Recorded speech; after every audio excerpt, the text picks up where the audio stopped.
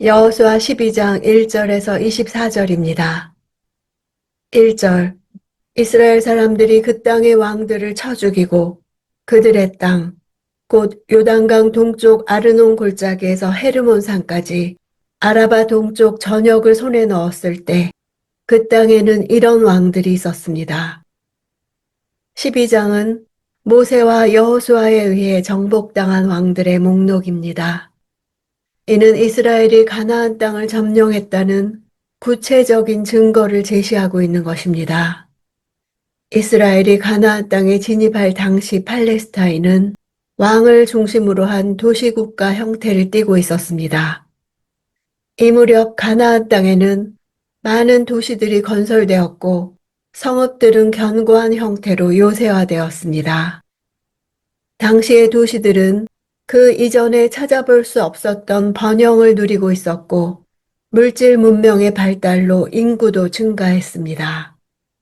팔레스타인은 여러 소왕국 또는 속주로 나누어 각각의 통치자를 가지고 있었고 이들은 애굽 왕 같은 외부의 더 높은 지배권에 복종하고 있었습니다. 사회 구조는 봉건적이었고 부의 분배는 불평등했습니다. 귀족들의 호화로운 저택 옆에 농노의 오두막집이 나란히 위치한 고고학적 발굴물은 당시 불평등한 사회의 단면을 보여줍니다. 2절. 헤스본에 거했던 아모리 사람의 왕 시혼은 아르논 골짜기의 아로엘과 그 골짜기 한가운데와 길르앗 절반에서부터 암몬 사람의 경계인 야복강까지 다스리고 있었습니다. 모세에게 정복당한 요단 동편 지역은 아르논 강에서 헤르몬 산까지 약 240km에 이르는 거리입니다. 이 지역은 아모리의 두 왕인 시혼 왕과 바산 왕 옥이 다스리던 영토였습니다. 비록 가나안 땅에 거주하지 않는다 할지라도 혈통적 배경이 아모리 족속이라는 면에서 시혼과 그 백성은 진멸의 대상이라고 볼 수 있습니다. 4절. 르바 족속 가운데 살아남은 사람으로 아스다롯과 에드레이에 살던 바산 왕 옥은 르바는 르바임이라고도 번역되며 아낙 사람들과 키가 비교될 만큼 거구의 사람을 가리키던 명사입니다. 바산 왕 옥의 혈통적인 배경은 르바 족속입니다. 옥이란 이름 뜻은 키 큰, 목이 긴, 거인 같은 이란 뜻입니다.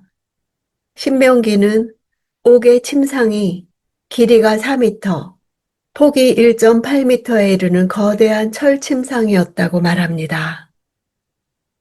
5절.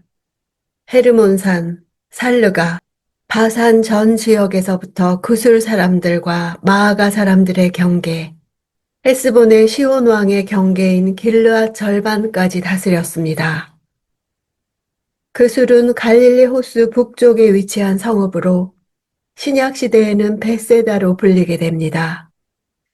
이 광활한 요단 동편 전부를 모세가 시혼과 옥을 연달아 격파함으로써 점령하게 되었습니다. 모세는 비록 가나안 땅에 들어가지 못한다는 말을 들었지만 마지막까지 사명에 충성하고 후계자를 준비시켰습니다. 6절. 여호와의 종 모세와 이스라엘 사람들이 그들을 쳤고 여호와의 종 모세는 그 땅을 르우벤 지파와 갓 지파와 므낫세 반 지파에게 유산으로 주었습니다. 갓 지파는 길르앗 중앙 부분인 목초지를 분배받았고 르우벤 지파는 그 남쪽을, 므낫세 반 지파는 그 북쪽을 차지했습니다.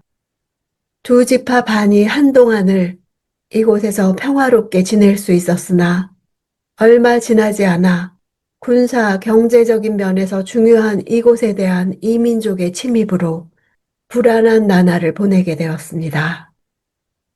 7절.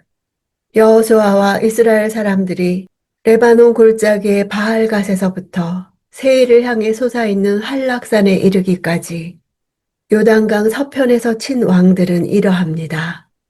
여호수아는 그 땅을 이스라엘 지파에게 할당한 대로 유산으로 주었습니다. 모세가 시작한 땅 분배는 여호수아를 통해 완성됩니다.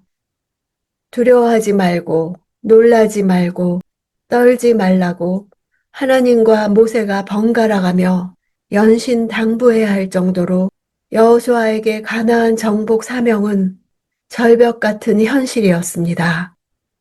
그러나 그는 순종하여 가나안 땅에서 하나님을 인정하지 않는 세력들이 공존할 수 없게 합니다. 하나님께서 말씀하신 그대로 다 진멸합니다. 24절 디르사 왕 하나로 모두 31명의 왕입니다. 여호수아가 가나안 본토에서 쳐서 멸한 왕들은 31명입니다.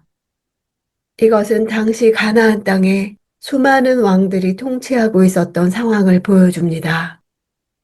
31명이나 되는 왕들이 남북으로 약 240km, 동서로 약 45에서 85km 정도밖에 되지 않는 좁은 땅에서 각각 독립적인 도시국가를 이루어 통치하고 있었다는 사실은 그 당시 가나안에 있는 모든 족속들을 하나로 결집할 만한 강력한 리더십을 가진 왕이 없었다는 것을 보여줍니다.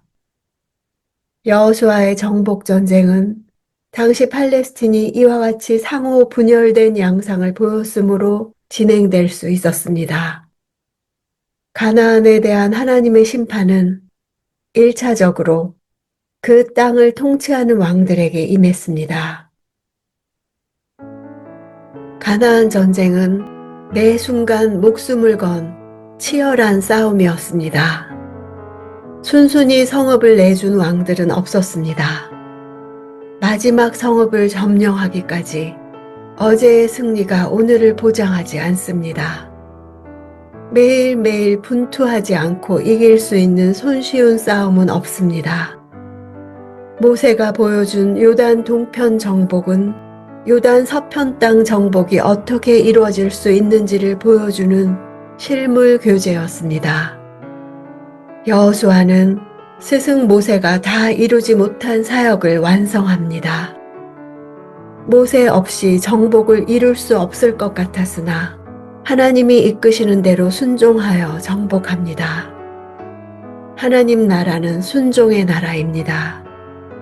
우리의 삶도 매일매일 분투해야 미래가 있습니다. 하나님은 이루실 것이고 순종하는 자만이 하나님의 나라를 얻을 것입니다.